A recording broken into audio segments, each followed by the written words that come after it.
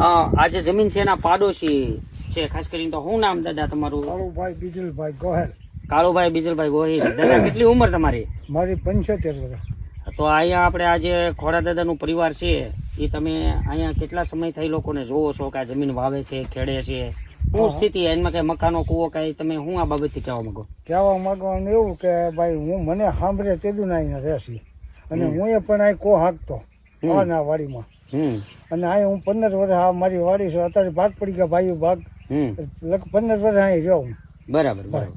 આ વાડીની બાજુમાં મતલબ 60-70 વર્ષનો કબજો આ લોકોનો અહીંયા એમના પરિવાર ખોડા દાદાનો એ પાકો. બરાબર ને? વધુ હશે, વધુ હશે. 75 ની આસપાસનો. બરાબર. પછી એના મકાનો એવું કઈ હતું પાકો? મકાન હતા પાકા. બરાબર બરાબર. કાકા તમારું નામ? હું પાડોશી ગોરધનભાઈ હીરાભાઈ ડાભી. તમારી વાડી ક્યાં? આપડી બાજુમાં. શું કેવું છે આ લોકો કેટલા સમય આપણે તેદુના હું વાવે છે એ ભાઈ, એ મને ખબર છે. તમને સાંભળે ત્યારના? તમારું નામ? ભગવાનભાઈ. તમે પણ પાડોશી છો? એ પાડોશી છે. આજે વિવાદ હાલે છે તો આ લોકોનો કેટલા વર્ષનો કબજો હશે આ જમીન ઉપર? 70 વર્ષ. 70 વર્ષ વાવે છે. તમારું નામ? પીણાભાઈ માળી. માળી. તમારી વાડી? બાજુમાં. બાજુમાં. તો પછી આ ખોડા દાદાનો પરિવાર અહીંયા કેટલા સમય થશે વાવે ખેડે આ છે?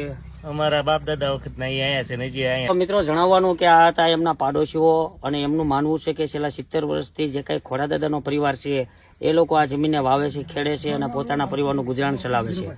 રહી વાત કે આ કામના અત્યારે સામાવાળા જે કોઈ ભાઈ છે એ વારંવાર મીડિયાનો ઉપયોગ કરી અને પુરાવા બતાવવાની કોશિશ કરી રહ્યા છે. બરાબર.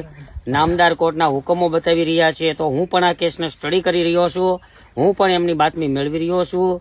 પ્રાઇમરી ધોરણે 1981 જે પ્રથમ દાવો પાલિતાણા કોર્ટમાં જે રજૂ થયો હતો સામાવાળા તરફથી, એ દાવાનું જજમેન્ટ આવ્યું 1985માં. એ સંપૂર્ણપણે જજમેન્ટ આ પરિવારની દિશામાં હતું. સાંભળજો બધાય.